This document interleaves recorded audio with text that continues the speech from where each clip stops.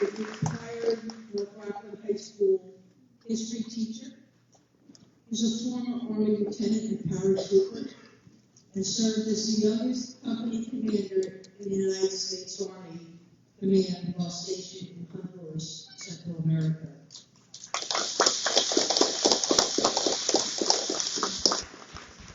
Billy holds a bachelor's degree in communications from Fordham University and a master's of science degree in education from St. Thomas Aquinas College. He's a multi-instrumentalist, singer, and band leader.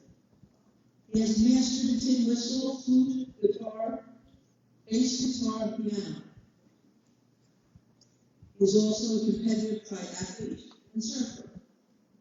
Billy has completed numerous 5K and 10K and half marathon runs. He has also competed in many sprint triathlons as well as the New York City Triathlon. From 2005 until 2013, Billy has gone surfing in Nicaragua, Puerto Rico, the west coast of Ireland, and up and down the Jersey Shore. In September of 2013, Billy suffered his spinal cord injury while surfing at the Jersey Shore. His injuries had left him a quadriplegic and relying on a ventilator for breathing. Although his medical team never expected him to gain independent breathing, he was breathing again independently 4 months after his injury. 1 year after his accident, Billy returned home, only to become a victim of physical neglect, financial, verbal, psychological abuse. Against all odds, he returned to full-time teaching in September of 2015, and in September of 2017, embarked upon a mission and ministry of public speaking. He has gone on to speak at his alma mater, Fordham University, United States Military Academy at West Point, St. John's University, and numerous high schools throughout the tri-state area. Next month, Billy will be inducted into the FIL, Alberta's Magnificent Alumni of Distinction Award. Billy is the proud father of 2 sons. He has recently published his memoir, The Road to Resilience, the Billy Keenan story. And I will point out at this point that I have been reading that book over the last several weeks, and every page I turn, I am moved and I'm astounded, and it is an inspirational story beyond belief. So I do think if you have some free time, it may be worth every time spent reading it. And as a matter of fact, I know Billy has brought some books today. He'll be outside. We didn't have any yesterday, but a lot of folks asked where they could purchase them. So it's not a sales pitch, it's merely if you're interested. And if you're not interested today, you can get them all from Amazon like I did. So again, Billy is a proud father of 2 sons. He remains active as a public speaker, and he has recently returned to the right life of a recording artist. So again, I am humbled to welcome Billy to speak with you today, and so let's welcome him to the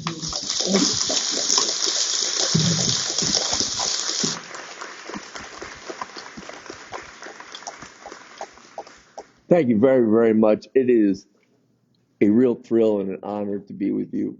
It's great to be here, and when you hear parts of my story, you'll understand when I say it's actually great to be anywhere, but especially here. It's so great to be alive. And before I get into my talk, I just want to, for reasons obvious, I couldn't get up on the stage, but no worries, I brought my own.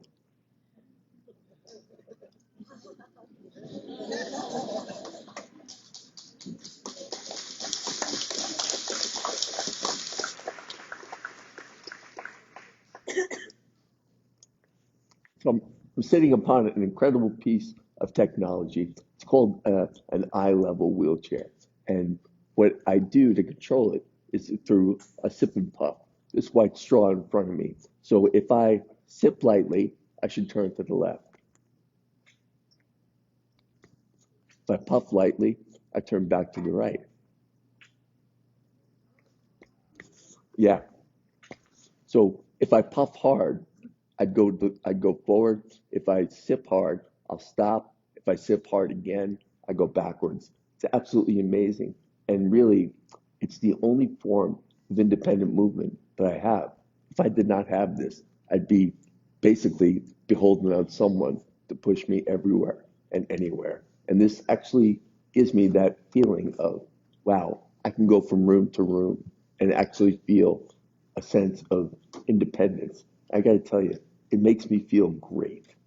Makes me feel great. So, again, before I get going, I want to thank Simone. Give her a huge round of applause.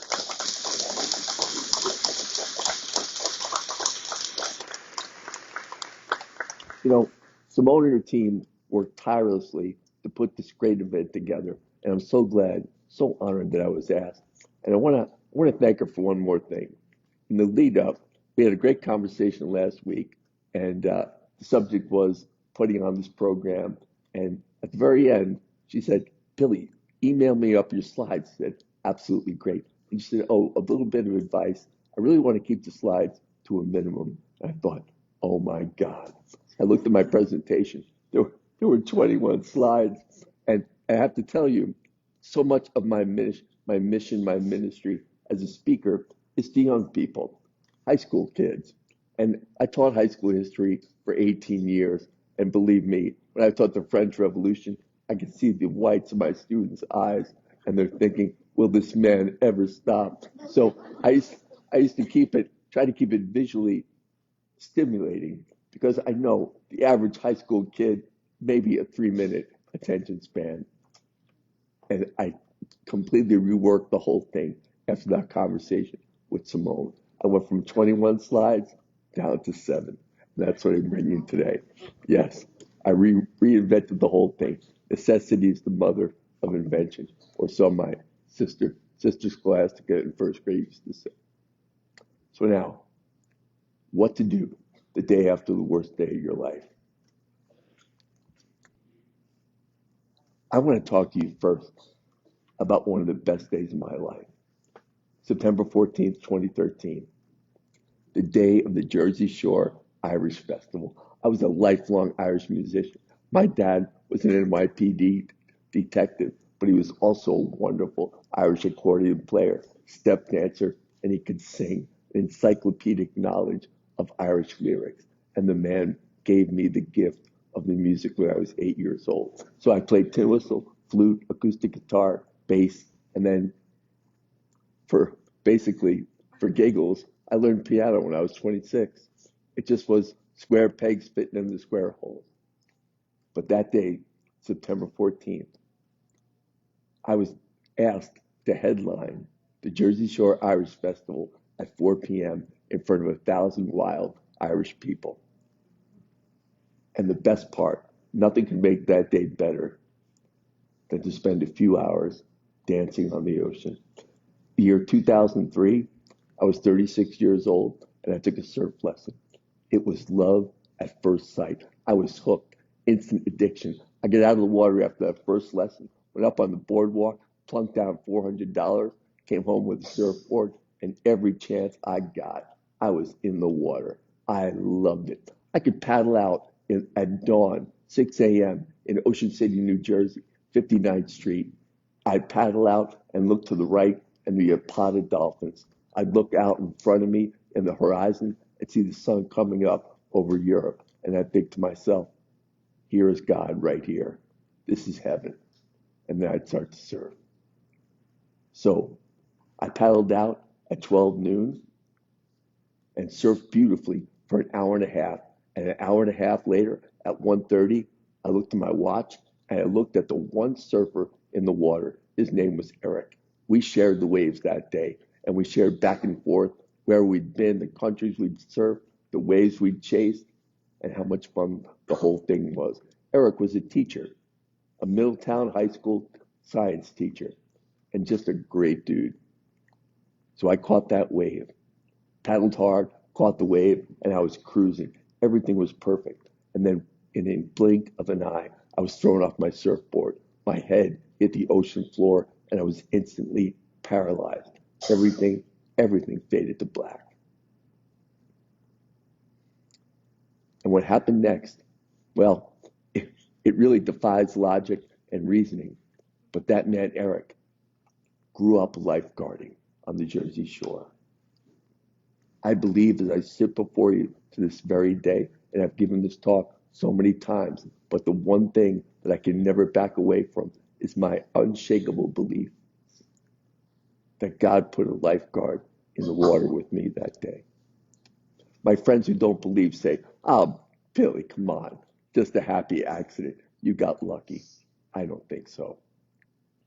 Eric saw my body floating face down in 3 feet of water, got to me in an instant, as fast as possible. But by that time, I was already gone.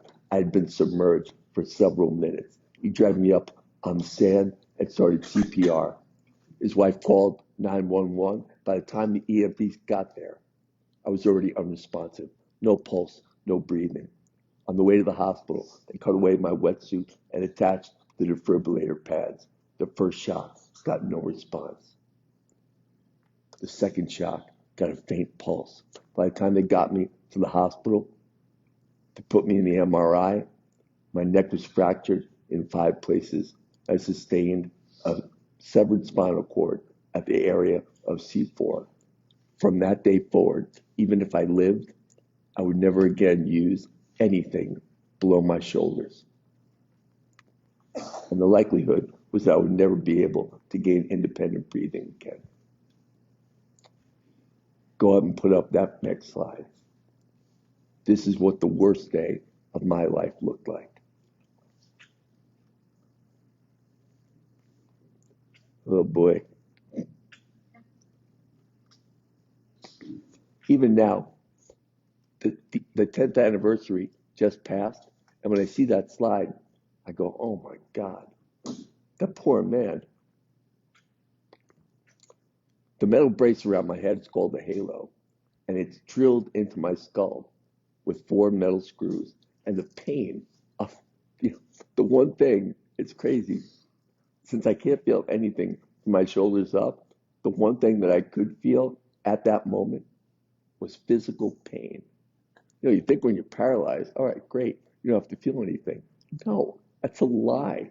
I felt pain from the screws. And the tube coming out of my neck, that's a tracheostomy leading right to a ventilator. And every few seconds, I heard this sound, shh, and the air, the oxygen of life was blown into my lungs. This is how far I had descended. I had been a paratrooper, a multi-instrumentalist, a teacher, a lover, a triathlete, and a batting practice pitcher. I had been everything and all things. The fullness of my manhood, and it was all gone in one instant. So what did I do? Did I wave the white flag? No. Next slide, please. I went back in and I picked up the pieces. And I want to stop and bring it back to you before I go crazy. What you do at DSS, the people who come to you every single day are broken. They may have experienced the loss of a loved one that caused them to need social services. They may have experienced a bad divorce that left them poverty stricken. Or maybe they experienced a good divorce. I don't, either way. But some traumatic instance has brought them to you. And you are there. That's your mission. That's your vocation. And that's what wakes you up every single day. And God bless you. And from a man in a wheelchair, I want to say thank you. You know why? I'll tell you why. Because I live on SSDI, Medicare, and Medicaid. And let me just say thank you for everything you do. And I'm gonna exact a promise from you. Do me a favor. For the rest of your careers, do not get in your car, not one single day, and think to yourself, I didn't do anything today. Because let me tell you, every phone call, every email, every smile, every bit of compassion and nurturing that you can offer to the clients that come to DSS, my God, you have accomplished so much. Don't ever think that you haven't. And promise me in your hearts, in your silence of your hearts, that you won't ever think that you didn't accomplish anything, because I'm telling you, you did. And the services that I receive keep me alive, keep me healthy, and actually enable me to come out and speak fulfilled and with love, with nothing but love in my heart. So this moment is brought to you by people just like you. So this is such a thrill for me to be with you, to pay forward and to pay back. So I went back into the wreckage of my life, of my body, and it was a wreckage. And let's go ahead and put up the next slide. I went back into the wreckage and I went looking for pieces that I could use. And here's what I found. I found examples of resilience, evidence of resilience. And when I was putting together this talk, I know this is going to come as a shock, but I have a very special female friend in my life. And we were back in my room on a given night, and I was laying in bed, and I rolled over and I said to her, I whispered to her, Alexa.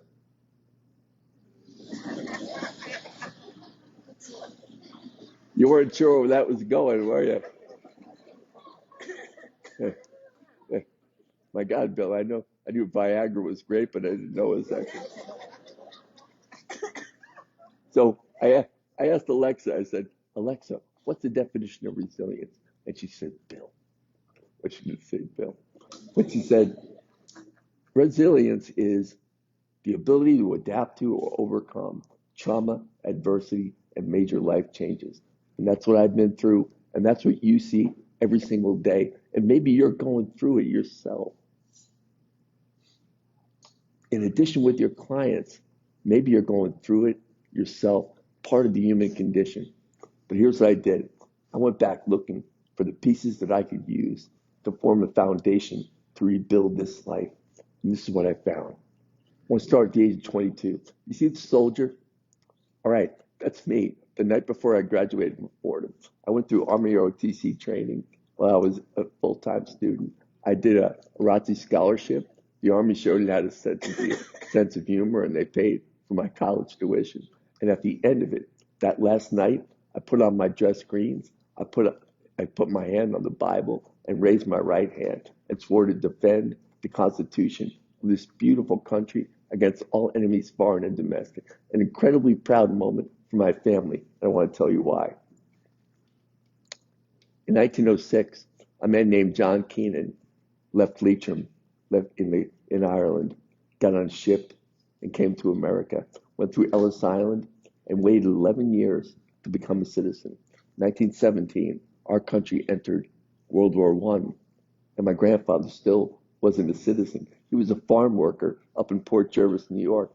And he said, got an opportunity here. So he put down the pitchfork, picked up a rifle, got sent to France, fought in the last 6 months of World War I, returned to America in 1919, and his reward was U.S. citizenship. Married a woman in New York he waited until he was 42 years old, got married to a woman 24 years old from the same part of Ireland. Together they had 10 children. I know, it's amazing, right? 6 boys and 4 girls. 5 out of the 6 sons served in the Army, Navy, and the Marine Corps. My dad was one of the 5. Dad served in the Army for 2 years and then joined up on the NYPD. And when it came to my brother's generation and mine, I went to Fordham ROTC, and my kid brother went to West Point. And we both served on active duty. Now, my first stop was the U.S. Army Airborne School. I set a goal for myself. I wanted to see if I had what it took to become a super duper paratrooper. So I ended up at Fort Benning, Georgia, and it's a 3-week-long school, one of the toughest schools in the military. And in the second week, I hurt my knee during training, and I fell out. I failed to complete a training run, 3 miles at 7-minute mile pace, and I was hurting. Sergeant Major pulled me in and said, Lieutenant Keenan, if you fail on one more run, I got to drop you from the course. And I had to ask myself a hard question. How much is this worth to you? What does it mean? Well, here's what it meant. I was going to go out the next month and take command of my first platoon, 30 soldiers, and they're going to be looking at me. And if they see a bare chest with no airborne wings, they're going to be thinking to themselves one of two things. Either this guy was too scared to try, or he wasn't tough enough to finish. Either one was going to be unacceptable. So I dug deep. I dug deep. I dealt with the pain, and I got through that second week. And you know what I got? I got the reward. 5 jumps out of a C-130 airplane. And I got to tell you, when that door opens to that plane, you got a parachute on your back, and you got a reserve in your gut, and they hook up to a static line, and the jump master swats you on the backside, and you jump out into nothing. You count 1,000, 2,000, 3,000, 4,000, and you look up and you see this big, beautiful, inflated parachute, and you're floating above God's green earth at 1,500 feet. Let me tell you something. If I had quit during that second week, I never would have gotten that feeling. But even better than the feeling of jumping and better than the silver wings on my chest was the feeling that I had overcome a really hard challenge. And what I did in all of those moments was I made a deposit in the bank account of resilience. If you look at the next slide, the next picture rather, of me running, that was at a 10K, or a 10-mile race in South Nyack. I was a triathlete for 13 years. I pushed myself harder than hard. And at some of those half marathons, I was hurting and I wanted to quit. But by not quitting, I put another notch, another deposit in the bank account of resilience. And you see the picture with my 2 boys? I want to tell you quick about the taller of the 2 boys, my son Patrick. I think as you look at the slide, I think he's on my left side. When Pat was 26 months, my wife and I found out that he was on the autism spectrum. So right there is one of the ultimate challenges, not physical, but emotional, psychological, and spiritual. Do I have what it's going to take, the love, the compassion, the patience to raise a beautiful child with special needs? And I had to dig deep. I had to dig deep because all I'd known was success, accolades, great things, and now here I go. God presented me with the ultimate challenge, and I had to dig deep and find a place of resilience that I didn't even know I had. But I'll tell you this, Patrick is one of God's true lights. He is beautiful. He does special needs musical theater. He's learning to play piano. He works part-time at Meals on Wheels. And if I left this world tonight, the great legacy of Billy Keenan is that I have left this world with Patrick as a good man to carry his father's name and his brother Kieran to carry his father's name. And I'll talk a little bit more about his other brother as I get into the talk. So this is resilience. But now I want to put up the next slide. What did I do? What did I do? First steps the day after the worst day of my life. I had to learn how to breathe again. I set a goal for myself to return to teaching. It was the one vestige of myself that I thought I might be able to regain. So I said to my speech therapist at Helen Hayes, Jacqueline, I want to teach again. Great, Billy. I love it. You just can't breathe. I said, let's get down to business. So we started by blowing up balloons.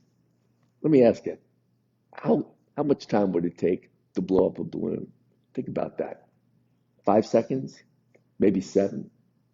Try 10 minutes, blowing one breath at a time off the ventilator. 10 minutes. It was not easy. It was very difficult. And then we graduated to singing karaoke.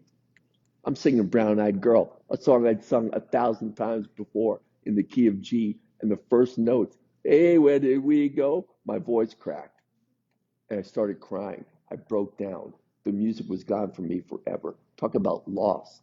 1 step up and 2 steps back. But we kept at it. We kept going. Even though that day, that brutal karaoke day, slain by Van Morrison's brown-eyed girl.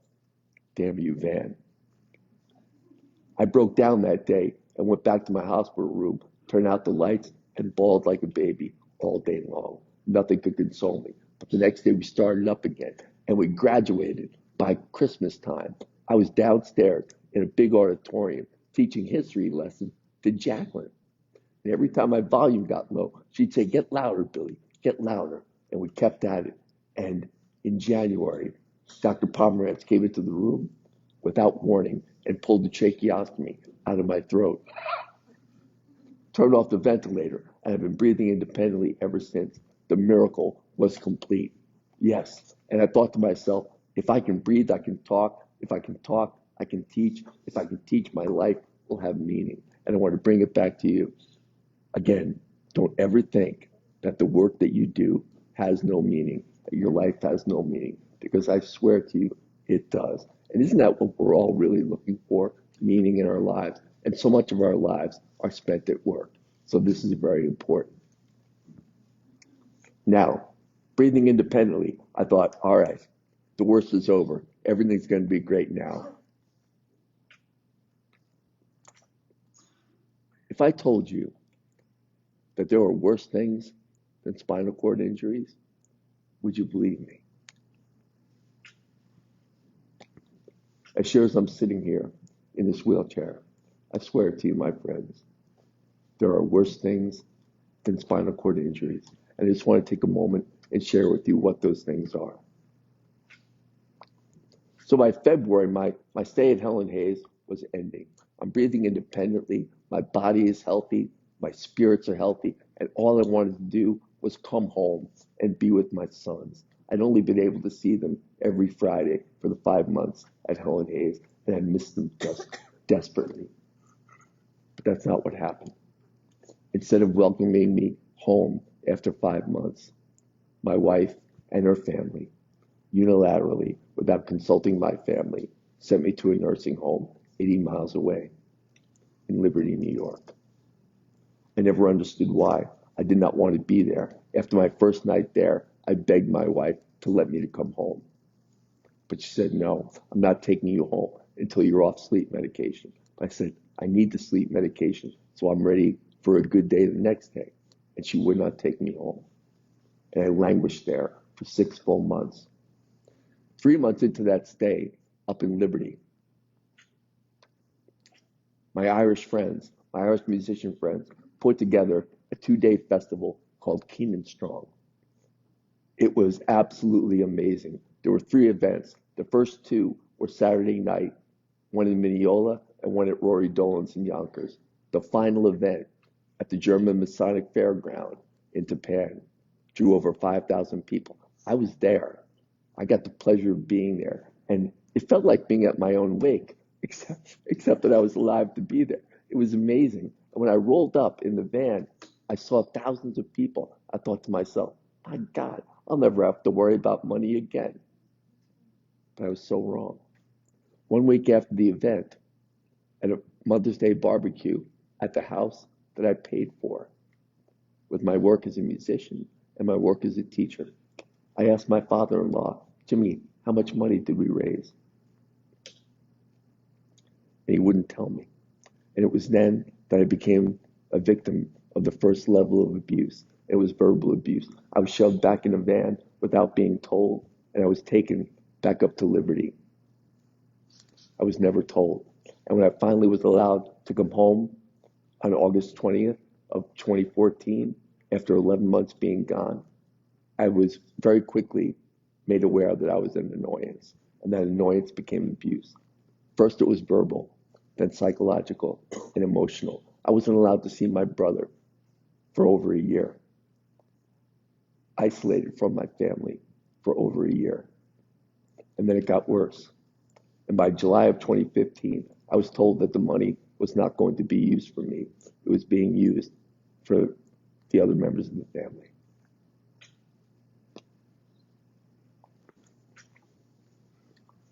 This could have crushed me. The injury could have crushed me, and the abuse and the theft could have crushed me. But I went back into the wreckage and I found another level of resilience. And rather than cave and wave the white flag and allow myself to be put back into a nursing home, the day after Labor Day of 2015, I got on board a Rockland Chips bus by myself with no support from home. And I rolled back into North Rockland High School. Go ahead, put up the next slide, please.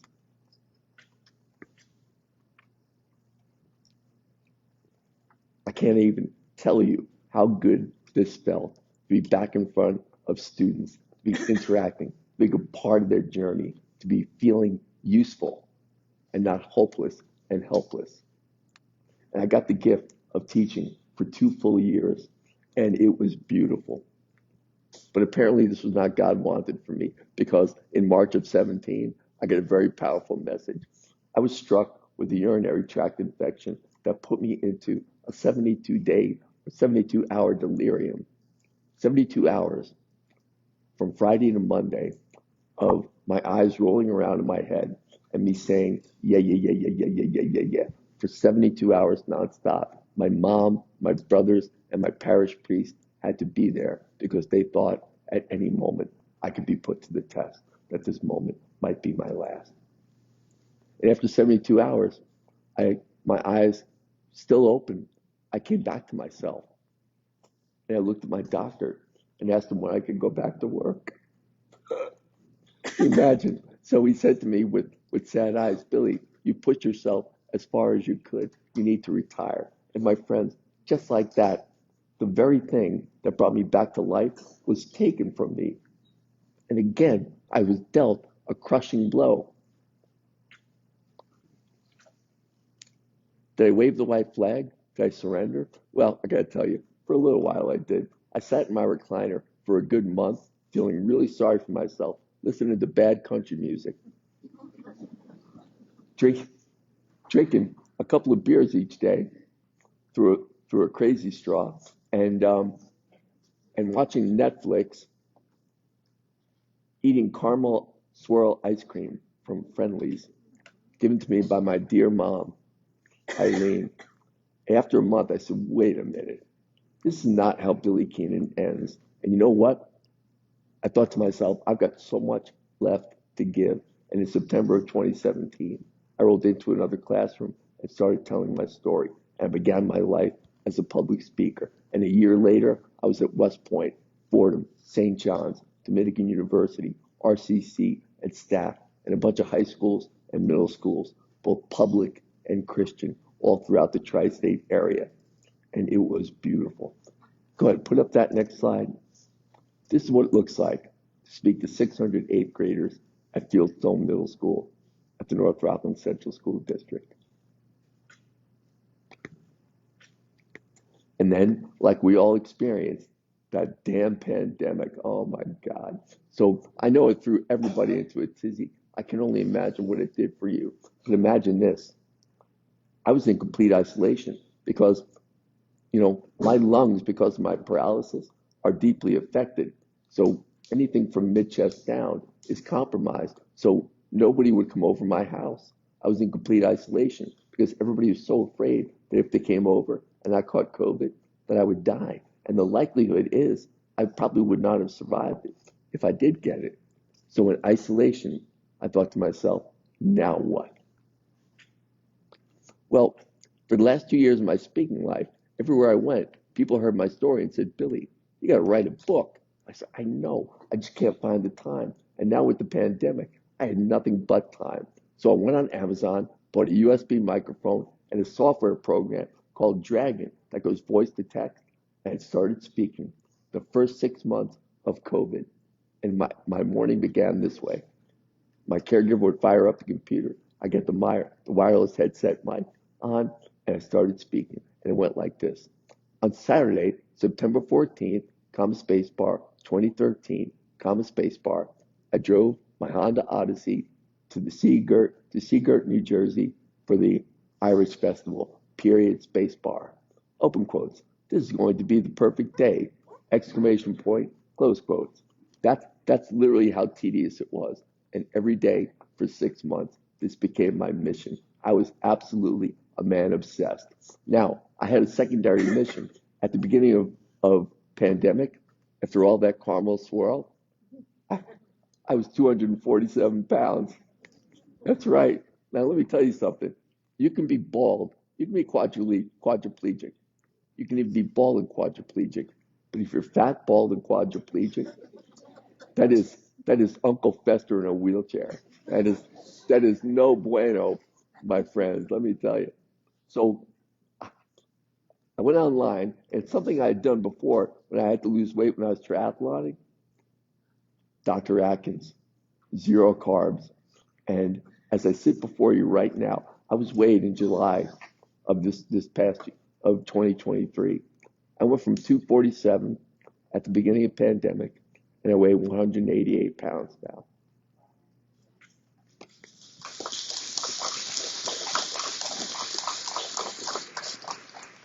So here's what's amazing. Think of what you can do if you can walk, or get on a treadmill, go for a bike ride, get in a pool and go for a swim. I lost 60 pounds being completely immobile through just diet. That's it. Think of what's possible, the power of your possibilities. It's really amazing, right? So I talk 90,000 words, and that manuscript sat languishing for another year. I desperately wanted to bring it out to the world because even though I'm speaking again, there's a lot of places that I can't get to. And this book can be my legs. It can carry the message, a message of hope, inspiration, of tragedy, travesty, but ultimately triumph. And about a year into the process, high school classmate, the valedictorian of my Albertus class, called me and said, Billy, I'm going to pay, my husband and I are going to pay to get your book published. And just like that, it happened. And this past June 13th of 2023, next slide, please. My book was published.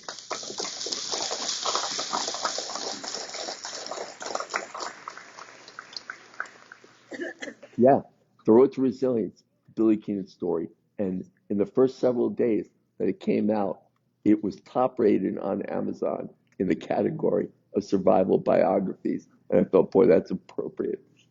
I, I have survived the darkest of darkest times. And so now I want to bring it back to you because this is the most important reason why I'm here. You know, I taught high school history for 18 years, and every year we had to go through professional development sessions where they would pay a speaker $5, $10, $20,000, and this guy or gal would come in to our farmyard and try to tell us how to shuck corn, and we'd be like, oh my God, this guy's not making me better. You know what? I can't make you better at how to do your job. I'm just here to share with you, to give you affirmation and validation and appreciation for everything you do for the residents of Rockland County. And to just, yes, yes,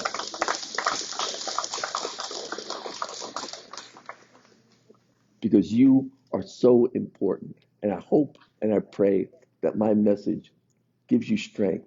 And when you get back in front of your desk tomorrow morning, it's with a renewed sense of purpose and importance and just a good feeling for what you do. And I want you to remember that promise. Do not ever get in your car to go home and think you have not done anything. Because by God, as sure as I'm sitting here, my survival depends on people like you. And again, I just want to say, God bless you and thank you. And now I want to open the floor, and believe me, you will honor me with questions on any part of the story that you've heard today. Nothing is off limits. I promise you, nothing is inappropriate. So with that said, I'd love to see hands in the air. And all I need is one person to get, yes, ma'am. My sons? Oh my goodness, yes. This is such a great question. And before I get into that answer, I want to tell you and share with you the fact that Pat was 13 and Kieran was 11 when this happened. You know? And sometimes when I think of that, even now, it causes a shudder to think of how young they were and how big a part of their lives I was at that time, and then just to be gone. I can't even imagine the trauma that they went through. But our relationship right now, I mean, I'm still a huge part of their lives. But the best part is that they've made me a big part of theirs. So they come up. Pat comes over at least once a week.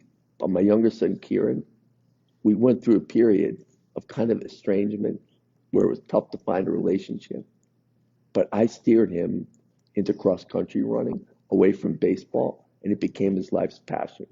And right now, Kieran is a senior at Stack, and I, they're again, Stack has a sense of humor. They're putting me in their alumni hall of fame. So, but thank you. But through my affiliation with Stack, I was able to get Kieran almost a full tuition scholarship. And the best part is that he's a Dean's List student and he's the captain of the track team.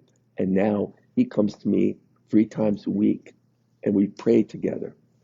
Every day at 4 p.m., I pray the rosary, and Kieran, at least once or twice, will sit and pray it with his father. It's so beautiful. So thank you for your question.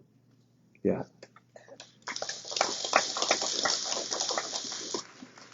Yes, ma'am. What motivates you every day? What motivates me every day? Wow.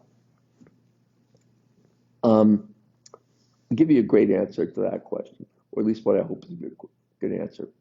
About a month ago, August 23rd, I was hospitalized with yet another UTI. I had a really bad fever, high degree of rigidity in my upper body, and I was worried. And every time I go in the hospital, since that terrible episode in 2017, I think to myself, is this the one that's going to get me? You know, because I know that, um, the cause of my death is likely not to be old age, I would hope, but I'm a realist too. And being in that hospital for 6 days, it really shook me up. And it took another couple of weeks to recover. But I made a very conscious decision. And I think this is what motivates me. I made a decision that I'm going to do as much as I can for as long as I can. And that as much as I can means coming out and speaking. So that's really what fires me up. And the other part is that um, back in 2015, at the height of my suffering, the height of the abuse, um, I, I, I was attending daily mass at the Marian Shrine, and I looked up at the man on the cross and the wounds in his side, and I thought of how terribly I was being wounded. And I had a true spiritual conversion from a call and answer Catholic, just going through the motions, to being a follower of that man. And it infuses every part of me now. And, even though we're in a secular setting, I can just tell you that the mission that I've accepted from that man, and I thank him for my survival every day. It's what brought me here to you. Yeah.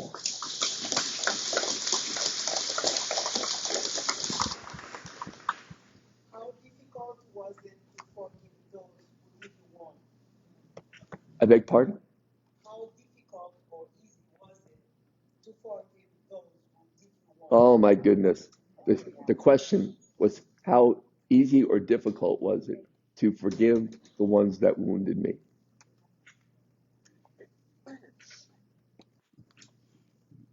Well, I had a good friend make a collection of voodoo dolls, and ah, if we can't laugh, we cry, right? No, so I'll give you another one about faith. Um, I, I've considered myself one of the luckiest of Catholics because one of my best friends is my parish priest, and every other month, every other month, Father Rob comes to my house, and we do a pastoral visit, and we start by giving me the anointing of the sick, what used to be last rites, although every time I pray, it's not the last one. And I receive the Eucharist, and I make a confession. And I've dug deep. I mean, friends, I'm still confessing stuff I did in college. Because I know you're probably wondering, what trouble could this guy possibly get into? And during my last one, I said to him, Father Rob, I want to confess as if tonight's going to be my last night. And I let everything out. And we got to the end, talking about the subject of forgiveness. And he asked me that question, Bill, have you ever been able to forgive her and her family? I said, you know what, Father? I have not been able to forgive. But here's what I have done. During that prayer at 4 o'clock every day, I started praying for them that they can make, before they die, that they can make a good confession. So here's what I'm doing. So as we talked it out, I said, you know what? Instead of wishing them an eternity in hell, I'm praying for their redemption. So to answer your question, that isn't that sort of a kind of forgiveness? Yeah. So this is where I'm at. So instead of like, I'll set aside the voodoo dolls for now and continue to pray that they can make a confession. And I know they'll never say sorry to Billy Keenan, but maybe they can say sorry to someone who counts way more than Billy Keenan, and maybe not spend the rest of their eternity in a really bad place. So thank you for that question. And thank you. It's a great question. What else, my friends?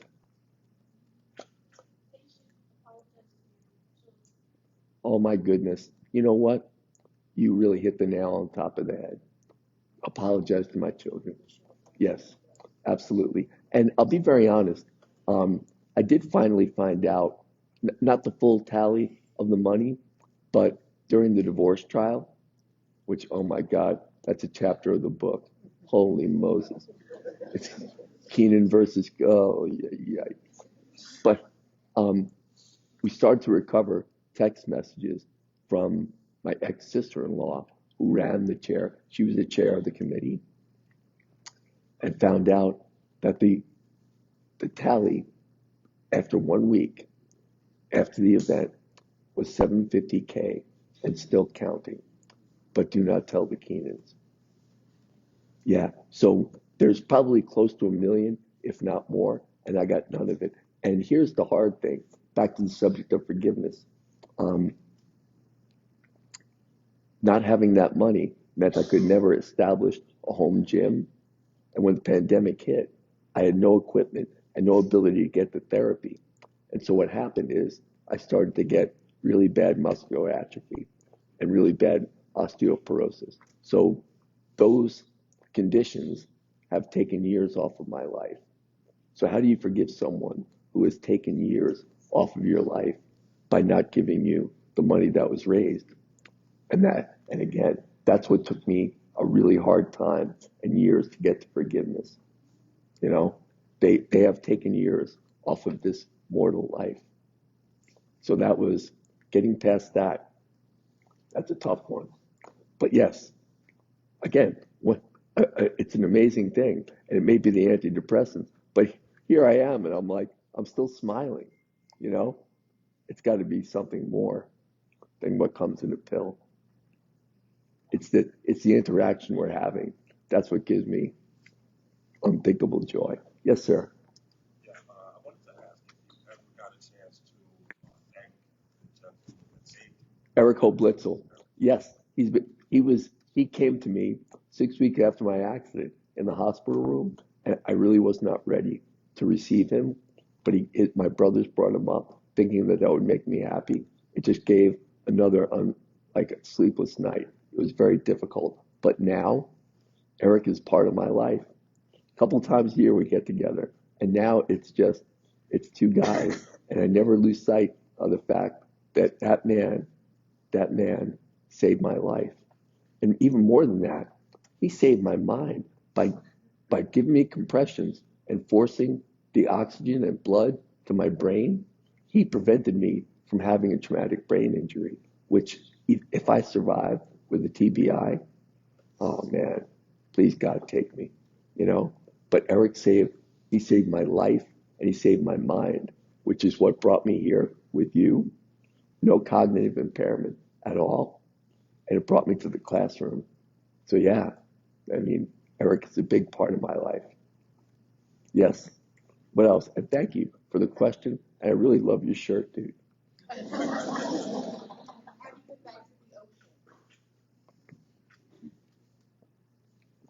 Um, there are certain things that, and I should have done it back in 2010 when my marriage was so badly broken in 2010. I pleaded with my wife to go to counseling, and I even went as far as to go to the church again, and I found a Catholic marriage counselor, and my wife said to me, since you're the one with the problem, I think you should go. So I went 4 times by myself, and and I stayed in the marriage because of my children. But yeah, I'm sorry. What was your question again? The subject of PTSD. Thank you. I I went on a little bit of a tangent there on my way to the ocean. Finally got into therapy about 2 years ago, which again, like I said, was like 12 years too late. And realized, wow, I've got PTSD. I can't look at if there's a commercial that features surfing, and there's actually one with Balance of Nature, fruits and veggies. There's a dude who started surfing at the age of 54, and he's riding this longboard in groovy little California waves. I saw it and I was like, I shut my eyes and I just shook my head, and I could not even look at a commercial that featured surfing. So, finally answer your question. I have not been able, and I don't think I would be able. It would be such a painful beauty because, like, it was such a part of my life.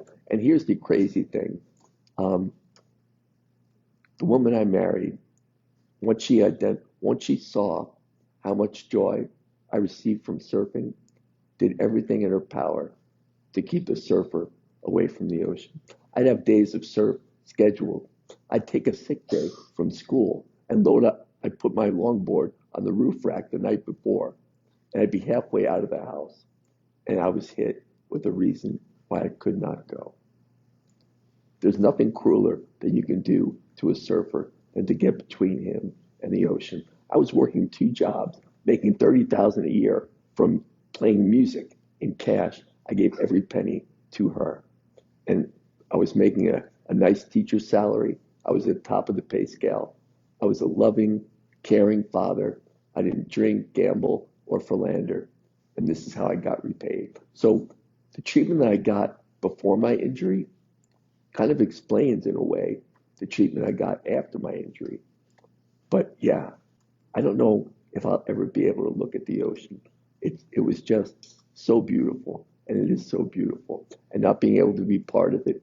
And it's like that for the music too. But lately, I've found a way to reincorporate music into my life. Who's on the computer? Simone? Oh, would you be able? I'm way over time. That's okay. I'm killing time, but could you go on YouTube? Go on YouTube. Let's go nuts. Let's go crazy. If you can go to I Won't Back Down, Billy Keenan. Um, if we can find that video.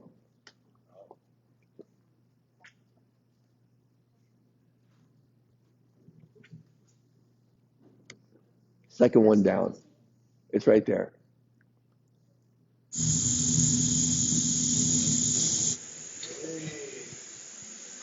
Derek, okay, welcome back. Derek is it. Only been 9 years. Only been 9 years in this camp. That's right, brother. Here we are. Here's our home, where the seed you believe was the seed. That's it. This is it. Great to be back with you. Yeah, great to see you again, man. All right, let's get to work. All right. Roll on. Hello, friends. Today's a very special day, and I want you to be here with me for it. 9 years ago, when I suffered spinal cord injury surfing, my doctor said that I would never breathe again without a ventilator. 4 months after injury, I was breathing independently. 2 years post-injury, I was teaching again.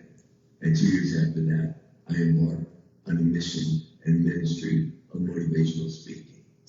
Prior to my injury, I played 5 musical instruments and led a 6-piece Irish American band. I even recorded a CD right here in Gary Solomon's studio. And I'm back again. And I never thought there'd be music coming out of me. But there is, and there's some left in the tank. I'm going to share it with all of you, whoever suffers, whoever's looking for hope. Here it is, right here, right now. And remember, when faced with adversity, don't ever, ever back down.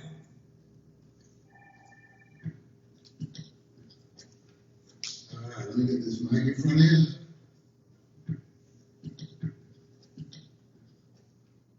Time to go. It's go time here, and it's showtime. I'll see if we got one left in me. Those are my airborne wings. Well,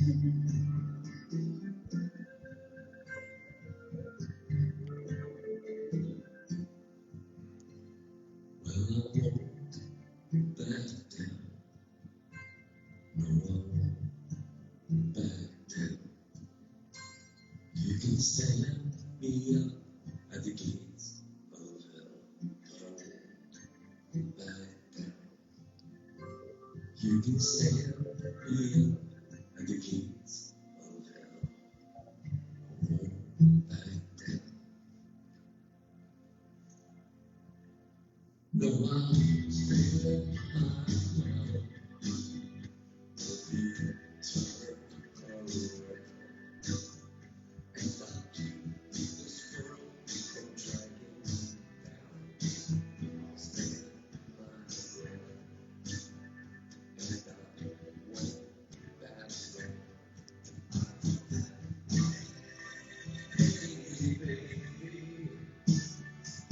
there ain't no easy way out.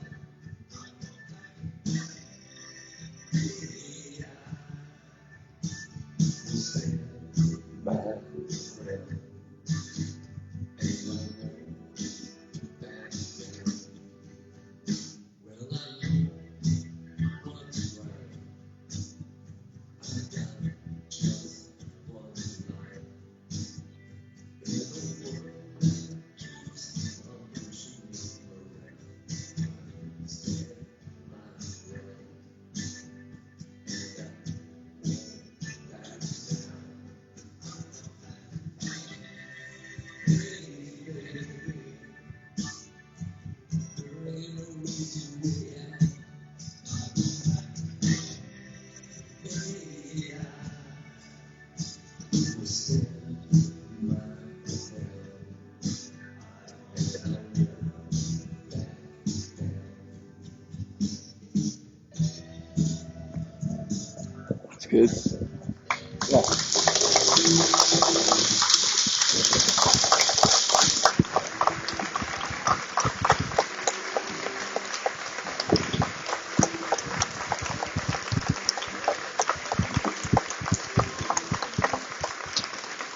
There you have it. So I have like typical Irishman, a little bit loquacious. I've kept you for far too long. But once again, I just put a bow on it and say thank you so much for having me, for your attention, for your kindness. And I'm going to ask you to pay it forward. You just keep doing a great job for the people of Rockland. God bless you.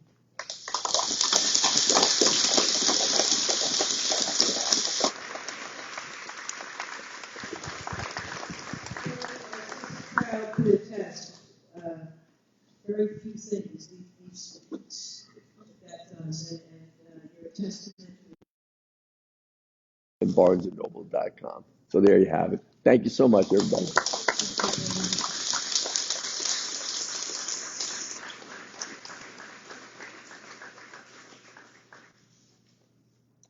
Okay, before, thank you, Billy. We'll take a few minutes. I think we all need it. We all need a few minutes.